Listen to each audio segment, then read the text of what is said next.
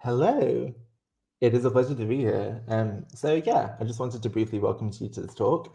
So I went for the title Doing It All, Balancing the Work of Freelance. I wanted to essentially write a guide for myself, maybe 6 or 7 years ago when I actually started out. There are a lot of things that you aren't told when you get into any kind of freelance industry. So hopefully this little slideshow can do some myth busting, can talk a little bit about what you can do and how you can get into the industry of your choice. So, wanted to start by giving a little overview of my career because I think in some ways it's slightly unconventional when it comes to how I actually entered into journalism. I chose to study French and Spanish at university. I knew that I wanted to be a journalist, but didn't know how to get into it. Came from a very working class background, so ultimately my incentive for studying was to leave to get a student loan and to move somewhere else. But I knew that I wanted to write fashion, so I started writing a fashion blog. I used Tumblr, which I guess is pretty old school now. You could use Substack. There are lots of other kind of pathways and platforms that you could use. But yeah, I kind of blogged regularly for 3 years and then started coming across these websites that I liked that were writing fashion show reviews, fashion week reviews. Just found some contacts, started emailing, and at the age of 20, I started getting my first bylines. I'd like to point out, in the interest of transparency, that they were unpaid. I feel like it's a thing that people didn't talk about often enough. Then, when I was 22, I moved from Birmingham, where I'd studied, to London, which I felt was the only way to enter journalism. I maybe would do things slightly differently now, but I applied for the only companies that I really wanted to work for. So they were Days, ID, and Show Studio, and Days said yeah. So I started working for them. And from that point onwards, I managed to write for the website and just make new contacts. People contacted me because they'd read my work. And within maybe, I'd say a year and a half, 2 years, I had enough of a contact database to go fully freelance. So I've been freelance ever since. I'm now 30 years old for context. So that's a scary amount of time that I've been freelance. And yeah, then in 2019, I was approached by Nobrow Press, which is an illustrated press. And that became my first book, The Art of Drag. Since then, I've gone on a whole other roller coaster, which I'll talk about in more depth later. But yeah, that's kind of a brief overview of me, what I do, and how I started doing it. Now, what's your context? So, like any industry, freelance isn't a level playing field. I know that we get fed these ideas that you can dream big and you can achieve anything. There are kind of structural and systemic barriers in the way. So I think, first of all, before you make the choice to go freelance, it's important to think about what you can realistically take on and what situation you're in. So being from the background that I was, I knew that money would be an issue. I knew that I wouldn't necessarily be able to go full-time freelance straight away or potentially at all. So when I moved to London, I worked a bar job in the evenings and on weekends. And I also worked a retail job at Lush. So it was very tricky because the internship was 40 hours a week. But I'd always worked consistently when I was at university to make sure that I had a financial safety net. And even then, the early 20s struggle, I was in my overdraft, I was struggling to make ends meet, but I knew that I had this goal and I knew that my internship had an end date. So I think that was also really important to bear in mind. So the advice I would give to anybody: how can you navigate this? What realistically do you have access to? Can you live at home with your parents to save some money? Do you have contacts already? Do you need to work a side job? Do you have one already? Do you maybe want to continue that while you start putting out feelers for freelance work? So I think all of these things are really important to think about. And then I think it's important to kind of orient yourself a little. So, like I said, I very much had my niche. I had the publications that I wanted to work for, and I knew that I wanted to write about fashion. So I specifically made a point to only apply for the internships that I wanted because internships are really draining and they're really difficult, but yet are still, I would say, the most common way to get into journalism. So you have to really think about what you're going to gain from these internships and what are you going to get from them. Finally, I wanted to talk about, I guess, your broader goals. Like, are you freelance for the foreseeable future? Do you want to do this short term? And when you're considering that, look at what qualifications you have. If you haven't been to university, Have you been writing frequently? Do you have bylines? Do you have a blog? Do you have writing experience? That can be completely self-published. I've seen increasingly that quite a lot of editors are really open to working with new writers. So please don't think that formal education is the only way to get into journalism. If anything, I hadn't studied journalism and that worked in my favor because I was told by the editors that actually working with somebody who hadn't been through that formal training would give them the opportunity to teach me their ways and to kind of mold me in that sense. So definitely try not to be discouraged if you haven't gone through the conventional route. So the first few months of freelance are rough, especially if you don't have that support network. Obviously, you can learn from my mistakes. I actually got a commission when I was working at Days. I had written an article and I'd seen that it had gotten 5,000 shares. Writing articles was beyond the remit of my internship contract, and I basically felt that I deserved to be paid for it. It was a difficult conversation to have, but I had it, and I managed to get a £50 commission. So I was then asked to invoice, and I remember just being sat frozen in my office chair thinking, how do I write an invoice? So I literally had to Google invoice template. And luckily I sent this off to accounts, and accounts messaged me back saying, you need to add a PO number, you need to add, your address, you need to add a commissioning editor's name. So definitely be sure to ask editors for invoicing instructions. I remember being terrified to ask for help, and I think that often did me a disservice. So please remember that people are there to help you. Also, look into late payment fees because that will be something you will come across as a freelancer.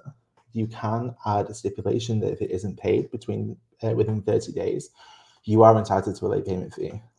I think it depends because you can add interest, but I think sometimes it's just worth actually sending them. They might not pay the late payment fee, but oftentimes it will give them the jolt that they need to actually pay you.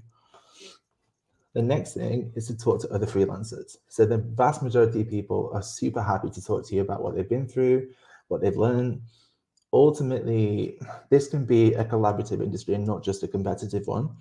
I think it's worth reaching out to people on social media, people whose work you admire. Like when it comes to the basics of working freelance, there will be guides, there will be style guides, for me, there was a website called Journo Resources, and it had a list of all the kind of pay rates of publications, and they were regularly updated and they were crowdsourced. So next up is pitching. So there are going to be guides that you can find online. And normally you'll find this by looking up editors on Twitter. Oftentimes they will have a guide of how to write a pitch. Generally, you want to write a headline and then you want to have a brief description. But there are some freelance newsletters that you can sign up for. So Sonia Weiser has a newsletter, Sean Meads, Alistair has a work from home newsletter. And oftentimes these will include instructions on how to pitch, specifically if an editor is looking for a very niche beat being covered. And they will also have payment information. So I would advise to look for those resources. And if it means spending £2 on Patreon, remember that you can deduct them from your first tax return. Which leads me to taxes. Very boring, but also essential. So you can register with HMRC as a sole trader. You can make a separate bank account to put money aside for your taxes. Remember, you'll have to pay national insurance too. And ultimately, don't get stung. I made lots of mistakes in my early years of being freelance. So please learn from those and actually talk to people about your tax return. There is often a sense of communal dread when it comes to January deadlines. So know that you're not alone and know that you can ask for help. Part of being freelance is the behind the scenes stuff. It will mean making a pitch tracker. It will mean recording what you've pitched. It will mean making relationships with PR people. It will mean endless emails. That's one thing that I cannot overstate enough. I personally have a physical notebook which I use to keep track of invoices. That proves really handy when it comes to tax returns because I know exactly what invoices I sent off and when. But also think about how you can have fun. I mean, you want freelance to be engaging, you want it to be interesting because ultimately you don't get the stability of a full-time job. You're not going to get sick pay, you're not going to get holiday pay. So you need to think about what you're going to gain from being freelance. And the biggest thing for me has been to actually write about things that you love. So at the minute, I'm actually at a film festival in Warsaw, which I'm covering for work. And I knew about this festival maybe 2 months ago, pitched it around to about 4 or 5 different outlets, got a little bit dejected, but then finally got a yes. So please do not be afraid to chase editors. They'll be used to being chased. And don't be afraid to pitch things that you actually want to cover, because it's going to make the writing better if you show genuine passion for the subject that you're writing about. Next is an invoice template. Again, please learn from my mistakes. You will often need to include your UTR, which is a unique tax reference, but also different publications will have different rules on payment. Some might pay via PayPal, some might pay via bank transfer, some might be international, which might require paperwork. So if you write, for example, for a US publication, there's a form called the W-8 and that will just be one form that you fill out, and they will keep it on their payroll, and that will mean that you have a tax agreement, and that's sorted. So that is a really big thing. And I would say, honestly, admin, the kind of behind the scenes of freelance, writing bios, making sure that you're chasing pitches, doing your emails, I would say probably 50-50. I would say maybe 50% of my time is spent doing all of that behind the scenes stuff. It's going to be sending press requests to people, scheduling interviews, all these things that are essentially unpaid. So you need to budget them into your kind of overall schedule for the week. Next up is making a contact database. So you might be lucky, you might end up building a regular working relationship with an editor who will come to you for any coverage that they might have in mind. 9 times out of 10, you will need to pitch. So you need to pitch ideas. So look for editors that align with your values. Specifically, some editors might be looking to hire writers of color. They might be looking to hire trans journalists. They might be looking to hire, disabled journalists. There might be a myriad of kind of specific groups that they're looking to work with. So it's always worth kind of scouring the internet for as much possible information as you can, and make a note of the pictures that you sent, because I've had it before where I pitched something, forgotten about it. I'll make a note of it in a separate document. And then maybe 2 months later, I'll be stuck for ideas. I'll go back through my document and send it. And sometimes it actually gets a yes. And that's happened to me quite a few times, especially recently, from new editors that I've never worked with before.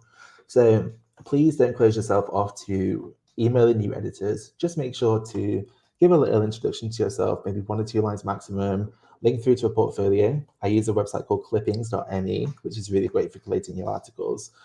And don't be afraid to try, because it might pay off. Invoice schedule, a very, very big one. You'll know how much money you've got queued up, but you'll also need to know when it's going to be paid. So there are some publications that will only pay once your piece has been published. So say, for example, you pitch something on the 25th of April, it gets commissioned on the 1st of May, you submit it on the 14th of May, you then might have 2 or 3 weeks of edits. So by the time that you're actually having that article published at the start of June, you then have to invoke that 30-day.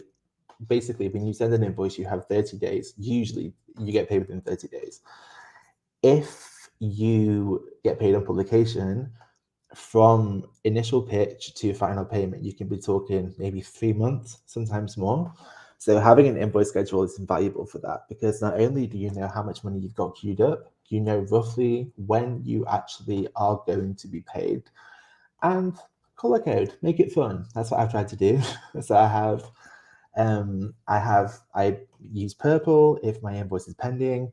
I use red if an invoice is overdue, and I make a note to chase it. And it's worked so far. I've never actually not received payment for an article. I know some people have some horror stories.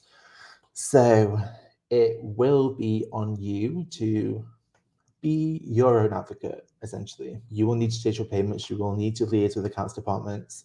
It's a really big hidden part of freelance life, just chasing accounts departments. So please bear that in mind. And finally, Trello. So there are many other apps like Trello and websites like Trello. Basically, it allows you to make various to-do lists. That I use to-do lists by day, and then I also make a realistic to-do list and an ideal to-do list. So if I have a bad day, for example, I have chronic pain. So if that flares up, I know roughly what I need to do and when.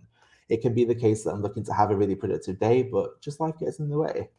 But I know that I can still I know what I need to do the bare minimum, essentially, to keep things floating. And then once I've rested up and I'm feeling in a better headspace or I'm feeling better, I know that I can really push myself to reach those ideal to-do lists some other day. Please remember, super cliche, I know, but freelance really is a marathon and not a sprint. You might push yourself to earn 3 grand in a month, which, I've done before, and it just takes its toll. So please be mindful and try and think long term and actually look after your health as well. One of the benefits of freelance is that if things feel too overwhelming, you can take a brief step back. Obviously, it will depend on money, but I really just would advise trying to keep your mental health in mind. Brings me to the next step, which is advocating for yourself and others. So internships. Under UK law, internships should be paid national minimum wage. Quite a lot of publications will still work with students because it makes them basically able to bypass that. So if your internship is poorly paid, if it's low paid, but if you still really want to do it to gain that experience, really think, what are you gaining from these internships? So initially, when I started an internship, I was offered a 2-week position. I knew that I didn't want to do that because I knew that it wouldn't be long enough. So I pushed for a 1-month position so that I could learn more, so I could be there for longer. That then got stretched to a 3-month position, and then it ultimately led to a paid role as a fashion week assistant. So please do not be afraid to ask. You need to gain something from this too. You are not just there to provide unpaid labor. And also be aware what is in your contract. Oftentimes you'll be asked to do things that go beyond the remit of that. It's worth learning to stand up for yourself early on. It can obviously be really difficult, but I've never jeopardized long-term working relationships by just saying, I don't have the capacity to do this. So please bear in mind from day one that you can advocate for yourself. Next is pay transparency. Talk to other freelancers. Ask what they've been paid. Look at people's, if you're looking to write a book, ask people what their advances were. Please do not be shy to ask because pay transparency is essential. We do not have, regular pay standards in this industry. And a lot of places know that and will exploit that. So please be sure to ask because ultimately we're all advocating for each other. Next is have a realistic workload. So I've had times where I've thought, 150 quid for this, great. But what is the workload? Are they going to be multiple rounds of edits? If so, will your fee reflect this? I think that can be really helpful to outline just initially. And usually good editors will have a procedure where they will say, we'll do 2 rounds of edits and absolutely no more. Which brings me to the next point, which is a kill fee. So kill fees aren't talked about often enough. And they are rare. I think in the course of my freelance career, I've had maybe 3 or 4 pieces killed. They're often for reasons outside of my control. Perhaps an editor is away, it's a timely piece, the edits don't get back quick enough, and then they decide to kill it. But you can get a kill fee. So the standard is 50% of the agreed amount. Please remember that when an editor has agreed to commission your pitch, they have taken on that responsibility too. If you've done your part, if you've written the article, then you are still entitled to be paid for it. Late payment fees, already touched on. Join a union. This is the big one. So the NUJ will accept freelancers, but there are also organizations for other groups. So for example, freelance artists, I'm sure there'll be a union out there. It just takes Googling, it takes talking to people on Twitter, it takes just communication and building a community. I'm also part of the Trans Journalists Association, which has been invaluable. They have a Slack channel where people share everything from paid gigs to rants, events, lots of things. It's really helpful and often really cathartic and really, I guess, enriching to be able to speak to people that come from similar backgrounds, have experienced similar things, and can give you advice when you might feel that you're at a loss of what to do. And there are networks like Writers of Colour. So it will be, again, a similar thing where you create these networks and you can be transparent with each other. You can talk about your experiences. You can learn which organizations, which publications cover race, gender, all of these things. You can learn which organizations cover them with integrity. And I think that can be important. And finally, expenses. So if you're traveling for work, don't be afraid to ask. It's often a given that if you work in-house for an organization, if they send you somewhere for work, you'll be paid for it. That shouldn't change just because you're a freelancer. So again, please do not be afraid to ask. This is one that I've struggled with endlessly and still struggle with to this day, to be perfectly honest. A big thing is try to set yourself working hours. So working with international clients can be difficult. For example, in the past few days, I've been working on British time zone, Polish time zone, and New York time zone. So it can get confusing. So I would really recommend adding your working hours and your time zone to your email signature. People will understand. I think ultimately people are understanding. They know they're often freelance themselves. They know the struggle. So please don't be afraid to advocate for yourself and say, I need to not look at my phone until 8 a.m. tomorrow. And that will often be fine. And if you do have weeks where you really can't avoid doing late phone calls, if you really, really have a deadline that needs to be pushed to work outside of those hours, recoup that time. If you were working in an office, you would get time in lieu. I think the same thing should genuinely apply when it comes to freelance. Next thing is writing about things that you love. Again, I cannot emphasize this enough. For example, I recently wrote about the new Criterion channel curation called Mask. I really wanted to see it anyway, so it became my job essentially to watch these incredible films that I'd already been wanting to see. So sometimes you can make your work really enjoyable and it can feel like a pleasure. And I don't want again to do that whole cliche thing of if you work a job that you love, because it's not true. Like it still work. But there are ways to make that process, the research, all of those things that still are good to be work, there are ways to make them more enjoyable. Next thing to ask is, I think, ask if you actually want a part-time job. I think there's this real idea that once you've gone full-time freelance, you've made it. I don't always think that's true, especially because freelance can be quite solitary. So, for example, if you have a part-time job at a bookshop, or maybe if you work in retail part-time, you maybe do some transcription or some events organizing.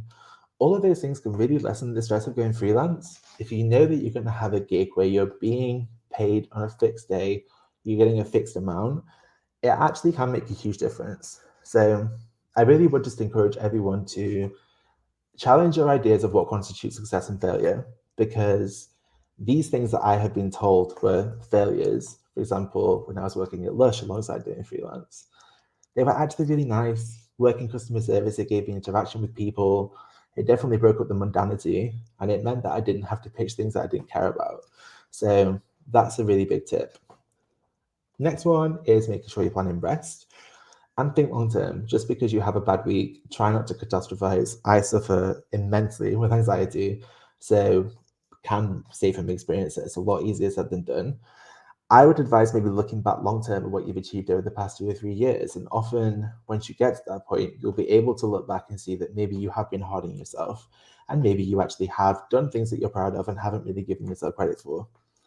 And finally, so there's somebody called Kenny Ethan Jones, who is wonderful.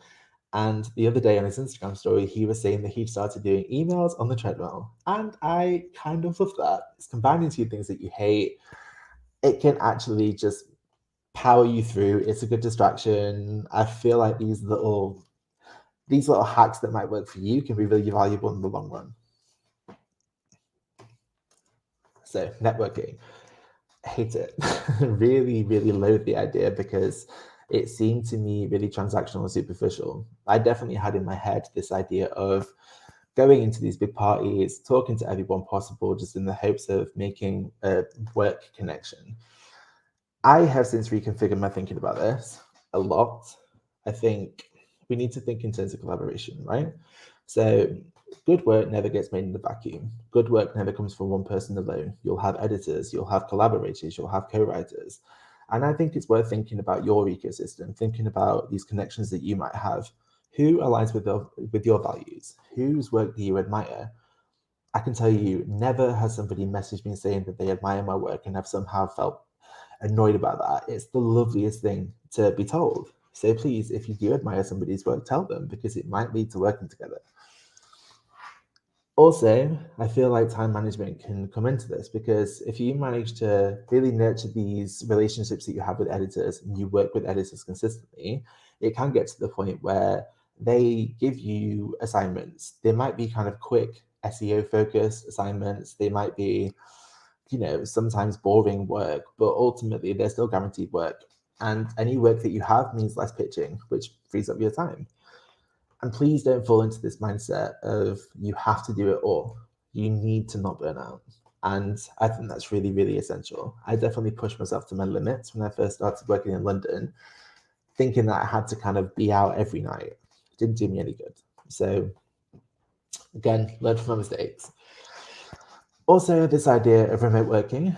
So I'm based at the minute full-time in Sheffield, and used to really feel like I would have to pitch stuff based in London in order to get a commission.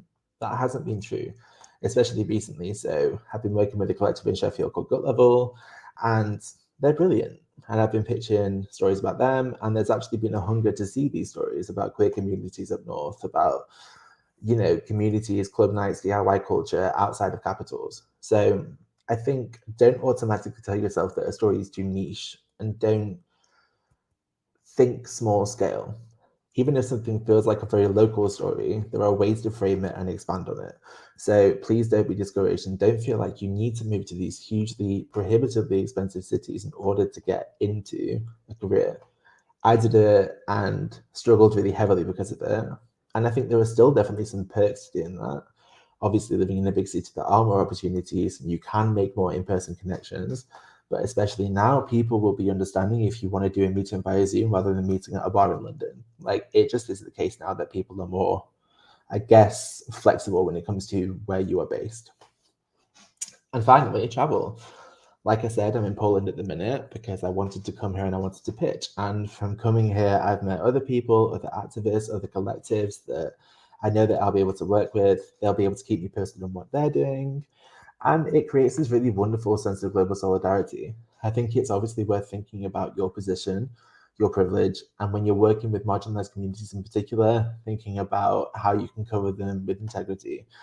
And that will often just require doing lots of research. It will mean putting these things into basically using people's words, listening to them, listening to what people need.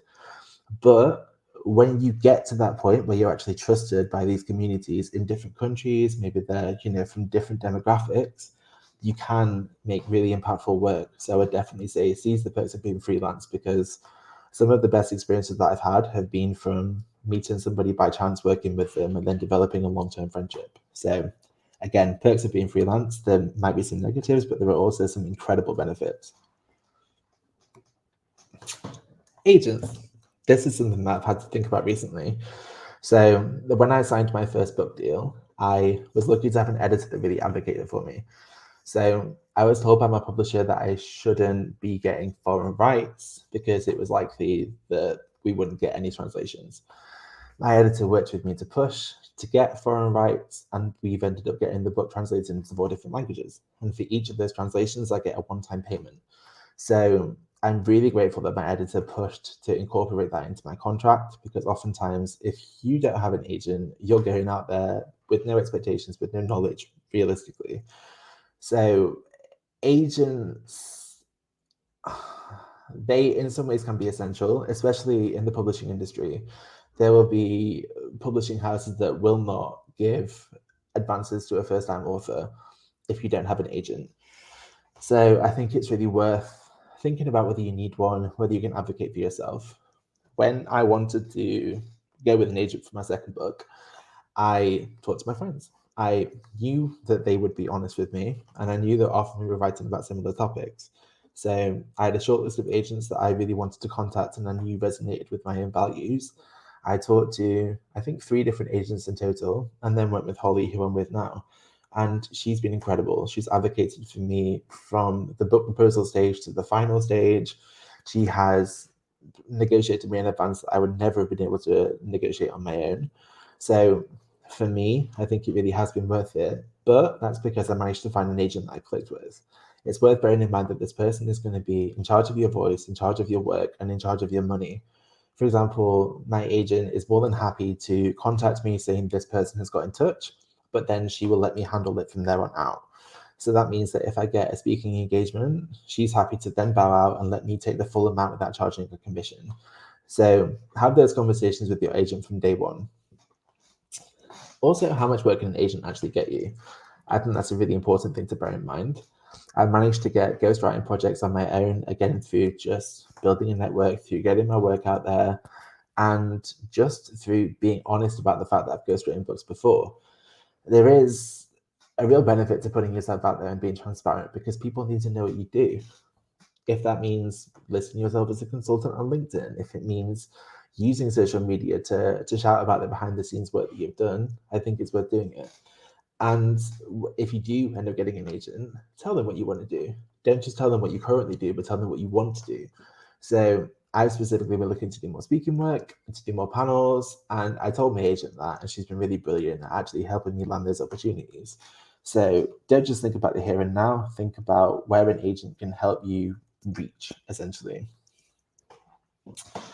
Stay motivated is a really big one. So co-working has been fantastic for me, oftentimes with friends that aren't working in a similar industry to me because they don't need to be, essentially. You just need someone that you can chat to and someone who'll be willing to listen to your ideas and give you feedback. So celebrate your achievements. I cannot overstate that enough. I think it's really easy to get bogged down in the day-to-day of freelance. Like I said, the chasing the invoices, the pitching, the talking to PR, the all the behind the scenes things, the doing your tax return, listing your expenses, all of these things can be really monotonous.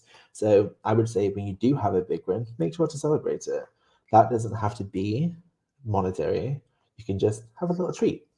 So have a bath, maybe read a book that you like, maybe go for a long walk. I think this kind of reward mentality has really helped me sustain motivation because there are some weeks that are really rough and I don't want to lose steam ultimately. So you might take a short-term hit in the sense of you're not pitching as much as you'd like to, but pitching can sometimes end up being unpaid anyway. So please prioritize longevity and make sure to look after yourself. And if you can afford it, I would say work at cafes. So I've developed a really lovely relationship with the local business owner that works around the corner. He will basically just be super supportive, and it's nice to have somewhere to work consistently. Like, I know that he's going to get like 2 drinks worth of money out of me, and in response, he will, let me work there all day, and he will be open to just having a chat, and it will be a nice environment for me to work in. Whereas I know that if I'm just sat in my flat, it will often not be as pleasant of an environment to work in.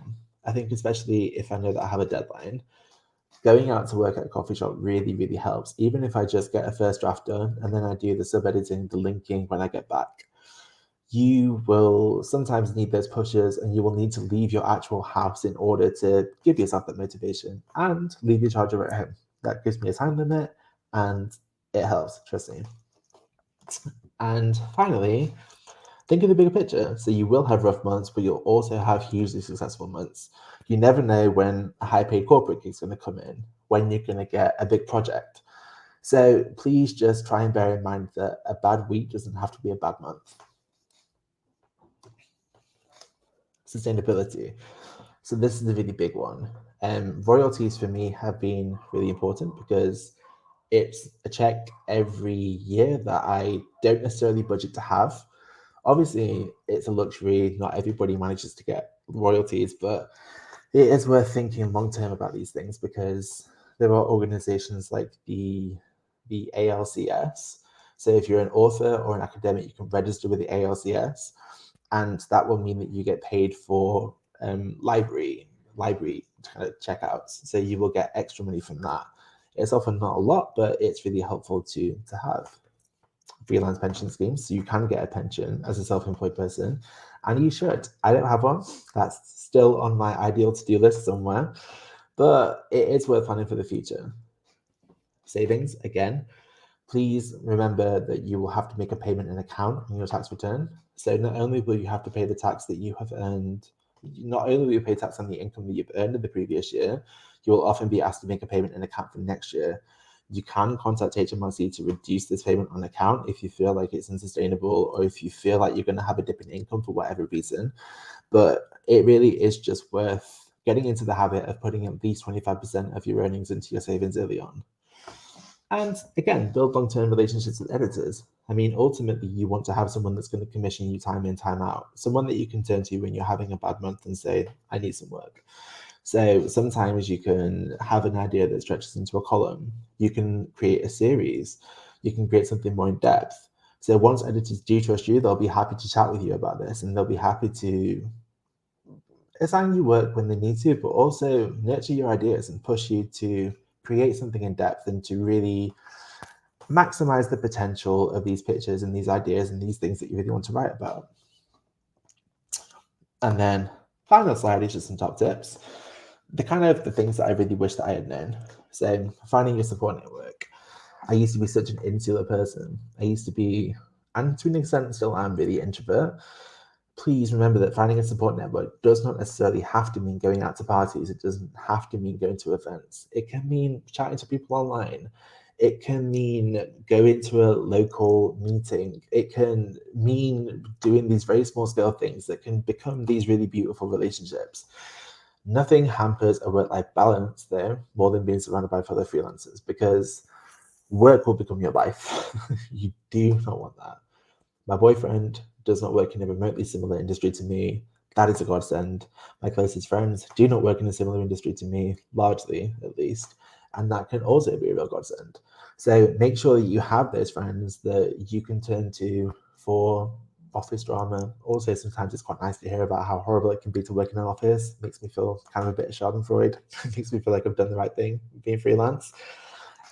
So yeah, please make sure to not just surround yourself in this freelance bubble, because it can just take over your life in terms of work. Don't be afraid to ask for help. I struggle with this immensely, but I've actually managed to create some really beautiful relationships with people who I've previously really admired.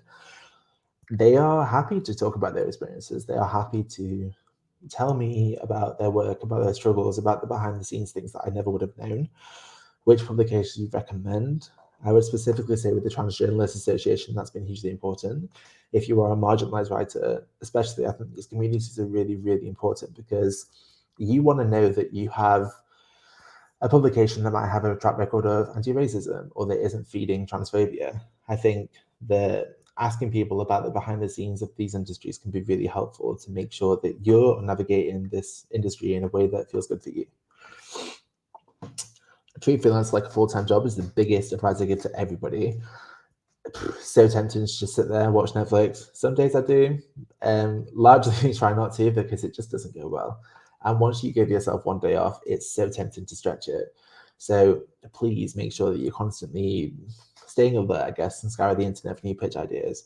And in terms of maintaining a work-life balance, have some offline time. If you know for a fact that you're going to be lured into sending a pitch at 1 a.m., switch it off. I think future you will really be grateful. So figure out the perks of being freelance. This is a really big one. I think freelance can be glamorized. And like I've said, it can be a lot of really, really mundane behind the scenes stuff that people didn't talk about. But there's a way to make freelance work for you. That can mean writing about things that you love. It can mean if there's an album out that you really want to listen to, get in touch with the PR. Oftentimes you can pitch an interview with that artist and you might be able to land it.